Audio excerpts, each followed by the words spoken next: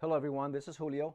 I wanted to end this little video series on this fasting journey that I experienced as part of the launch of this closed special group that I have on Facebook called How to Hear and Learn from God, by just sharing with you some of the experiences that I had throughout the fast, and then to kind of share with you what you can expect next from me.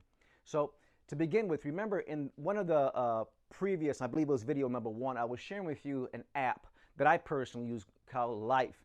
And in this app, you can kind of see here, based off of the screen, that I went a little bit over 5 days. 5 days is 120 hours. I went 130 hours, so 8 hours over 5 days. And just some of the experiences that you can experience from this app. And I won't bore you with all the details, but if you get the app, you can launch, you can see different things here, like, for example, they'll share with you, at what point in your fast you're at ketosis or heavy ketosis, where your peak hormone levels are, and all of the great content that you can get from using a free resource like this. You can either hit OK, or if you want to learn more about that, but it's just simply an app that I use to aid me in my fasting in a number of different ways. So this was actually my results right here, and I also wanted to share with you just some of the things that I went through while I was in this fast. First of all, as I had mentioned to you before in the previous video, whenever I find myself on a fast beyond 1 or 2 days,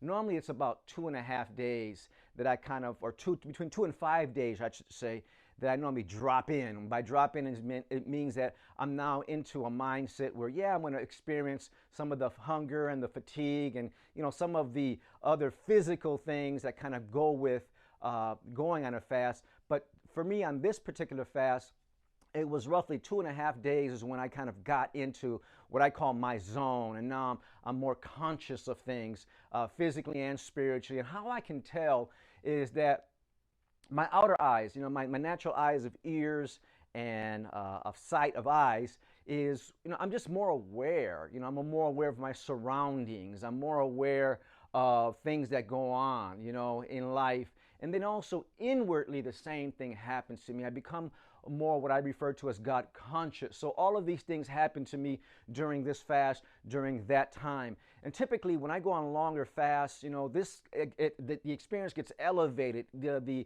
ability to be able to discern inwardly and outwardly becomes more escalated. And so, this was my experience on this particular fast, and which I've had on other fasts before. And so just wanted to kind of share with you what that was like and how I can tell when I get into my zone. Normally when I first started to learn how to fast the way that I practice it now, I went through days and days and days of suffering before I kind of dropped into this zone.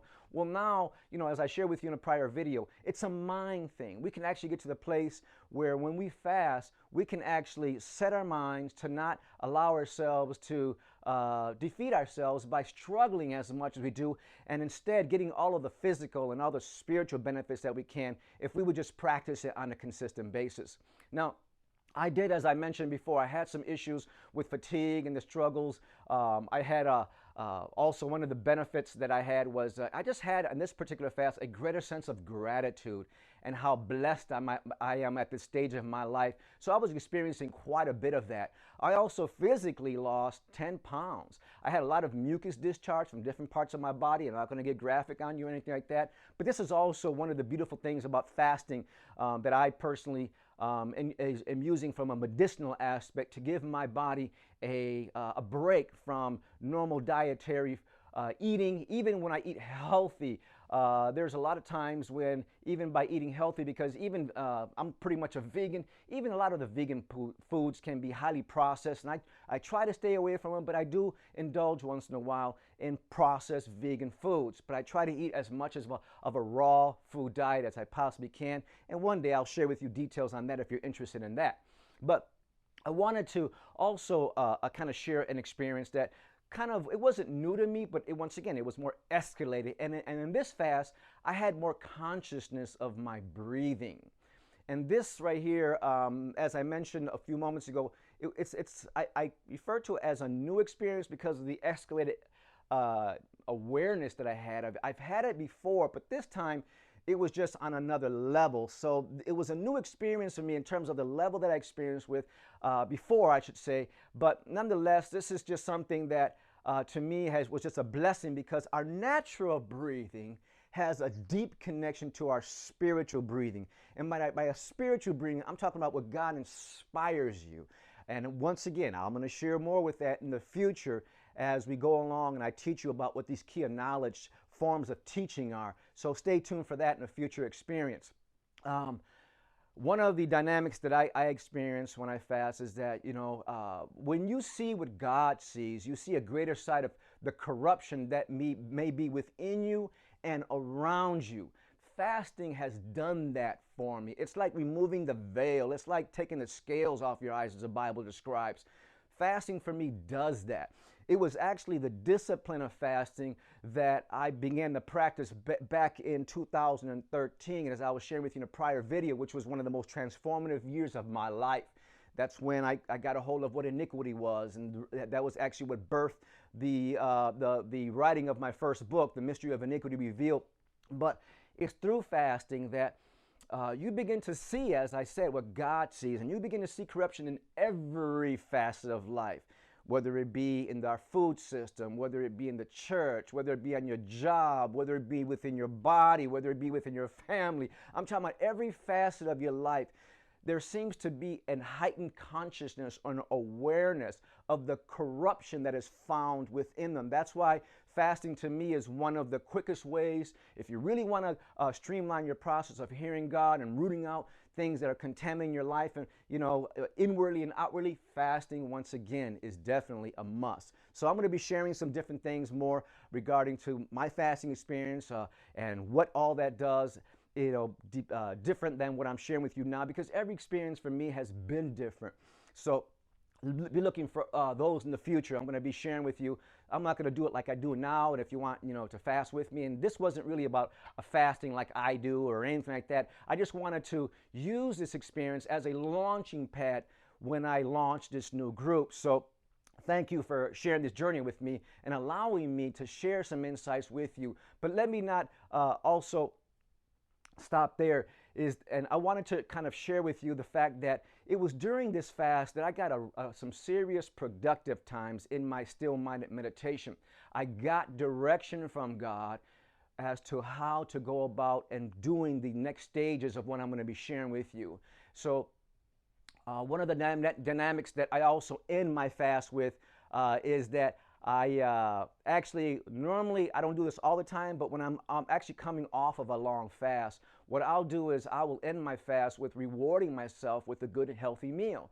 Normally here locally, if I'm in the Milwaukee area, I go to a place called Cafe Manna, which is in Brookfield. I might go to Urban Beats, which is there's 2 locations in downtown Milwaukee, and also one on Mayfair, which is what I did this time. But if I'm in my other home in Arizona, in the Phoenix area, I'll go to this place called the Pomegranate Cafe. And what these places do is they actually help me to train my tongue. In other words, I don't go back to eating garbage, when I come off a fast and everything. I want to have a healthy meal. And when you have come off the fast and you begin to detoxify your body and you begin to allow your tongue to train you as to what is good and what is bad, it's just a different experience. So what I do is when I come off my fast, I try my best to have a really healthy meal. And what that does, it begins to train my tongue once again in terms of helping me to understand, because I can tell. A lot of times there are places that'll advertise organic foods, and truth be told, they're not organic. By organic, they mean that herbicides and pesticides perhaps weren't used to produce that food source, but the seed that was used to produce it is genetically modified, because there's no seeds in that fruit and or vegetable. And I'll go into that in a different time. But once again, when you begin to really root out all of the things that contaminate the body, your tongue is actually one of the resources that you can use to actually help you to understand what is healthy and what is not, based off of taste and smell. Back when I began to learn this journey, I began to, and detoxify my body. It was there that I began to really taste, like, wait a minute, this salad, I used to eat this before, but it tastes chemically, versus how I'm used to experiencing. And then once again, this is one of the beautiful things that God has given us as far as the tongue and what we call taste buds. So I'll leave that one there, but I wanted to thank you for allowing me to share this journey with you, like I said before. And just let you know that, as always, if you have any questions about fasting, about any content that I share, you're always welcome to reach out to me. And, whether personally or through the group, you know how to get a hold of me, either through my Facebook, my email, or for those of you who have my phone number or who want my phone number, I'm always available to my readers and my viewers. So that is always going to be a given. Now, in this group, How to Hear and Learn from God, this closed group that I have on Facebook, I want you to know, if this group doesn't serve you, you're welcome to leave the group at any times. But if it's because of something that I said or taught that you didn't agree with, please reach out to me and let me at least share my heart about it, so that perhaps you can get a better understanding. Because truth be told, I'm not your traditional fivefold ministry. I'm not that kind of person. I don't believe in that kind of stuff anymore, where, a fivefold ministers that don't teach you how to go within to experience a fivefold ministry of the Spirit of God within you. I don't vibe with that anymore. So I'm different. My whole fivefold ministry, in terms of how I function through all five functions of the fivefold ministry, are all purpose to teach and train you how to experience the inner fivefold ministry of Christ that is always and will always, that is always has been, and that will always be present within you. So, and that's the difference of people who, when you hear me talk about hearing and learning from God, hearing from God is a beautiful thing, and most people aspire to hear from God. But the most important aspect of hearing from God is learning how to position yourself mentally to learn from God in a one-on-one, when you position your human spirit, which is actually an essence of God, between the actual presence of the Spirit of God within you, to, as a position your spirit to be a student of the Spirit of God within you. That's when the learning happens. That's when conversations with God happens. That's when God begins to tell you what I refer to as the real, about who He really is and who you really are. So be looking for more content related to that experience as well.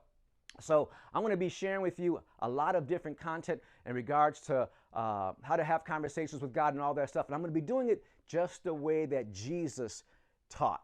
And this is where, in this fasting journey that I'm coming out of, where God simply instructed me to teach it how He would have taught it if He were on this earth, that we can clearly see from the scriptures. So what I'm going to be doing is I'm going to be sharing with you the 4 prerequisites to prayer, how to prepare your environment.